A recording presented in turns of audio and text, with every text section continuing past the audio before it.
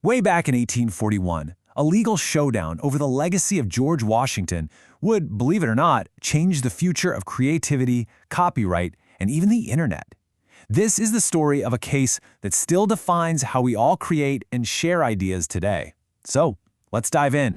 It's a question that creators, artists, and innovators have to wrestle with every single day. I mean, when you're building on someone else's work, where exactly is the line? Well, this very same question was at the heart of this bitter legal battle nearly 2 centuries ago. It was a real duel of books, fought over the memory of America's first president, and it would change the meaning of copying forever. All right, so our story begins with a clash of ambitions. You've got two authors, two very different books, and they're both competing to tell the definitive story of George Washington for generations to come.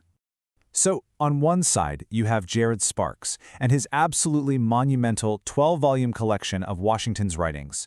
We're talking a truly massive scholarly achievement. And on the other side, there's Charles Upham's much shorter 2-volume biography. It was designed to be way more accessible, telling Washington's life story using his own letters. But Upham's approach, well, it had a pretty critical flaw. The publishers of Sparks's enormous collection sued, and their claim was simple, direct, and incredibly serious. They said Upham hadn't just been inspired by their work. No, he had committed piracy, illegally copying huge sections of it. So, how do you prove something like that in court? Well, the argument quickly moved beyond just ideas and into the realm of cold, hard data. It all came down to the numbers. A court-appointed master was tasked with examining both books side by side, and he came back with a number that was just stunning. 353.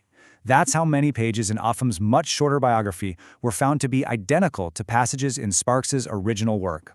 The scale of the copying was just staggering. I mean, think about it. Of Upham's 866-page biography, more than 40% of it was directly lifted from Sparks. This wasn't just a few borrowed quotes here and there. This was a substantial portion of the entire book. But here's the real kicker. It wasn't just the quantity of the copied pages, it was the quality. Of all the material that Upham took, 319 pages contained letters that Sparks had painstakingly uncovered and published for the very first time. This wasn't just public information that anyone could find. It was the direct result of Sparks's original research and hard labor. Okay, so you're probably thinking, case closed, right? I mean, with such clear evidence of copying, how could the defense possibly argue their case? Well, they came out swinging with some pretty bold claims. First, they argued that since he was a public figure, George Washington's letters couldn't even be copyrighted. They belonged to the nation. Second, they claimed their book was a totally new and independent work, not just some copy. And finally, they made this huge philosophical argument about what it even means to be an author. This right here was the central pillar of their whole case. They argued that any author has an inherent right to borrow, to quote, and to summarize from other works in order to create something new. And that very idea was about to be put to the ultimate test. The case landed in front of Supreme Court Justice Joseph Story, who was, without a doubt, one of the most brilliant legal minds of his time. And his ruling wasn't just going to settle this one dispute, it was going to set a precedent that continues to shape our laws today. Justice Story just completely dismantled the defense's main argument. He basically said, look, you can't just use the pretense of quotation to publish someone else's work. There have to be limits. But then he went even further, and he established a brand new, much more nuanced way to think about these kinds of disputes. And this is the crucial point, the idea that changed everything. Justice Story declared that when it comes to copyright, we can't just count the pages or the words. We have to look at the value of what was taken. Did the copier take the most essential, the most important parts, the very heart and soul of the original work?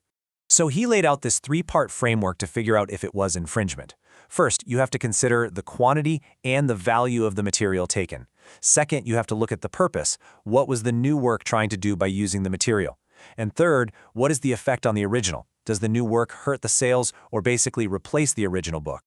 Applying this new test, the verdict was crystal clear. Upham's biography was ruled an invasion of copyright. The court issued a perpetual injunction which effectively stopped the book from ever being sold again.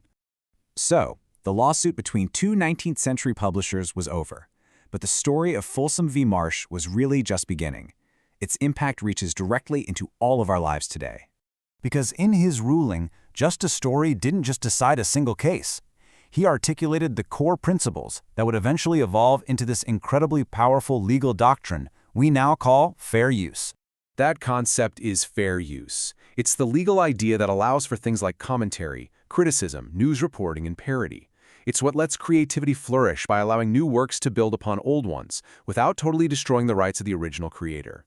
And the parallels to our modern law are just undeniable. The test justice story created way back in 1841 maps almost perfectly onto the factors that U.S. courts use to decide fair use cases today.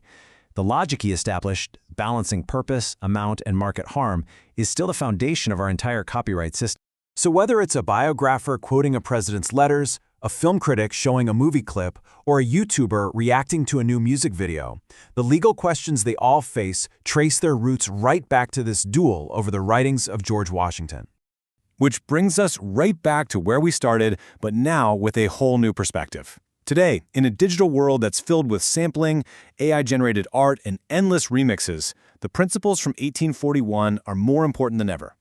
So the question for all of us is, where do we draw that line now?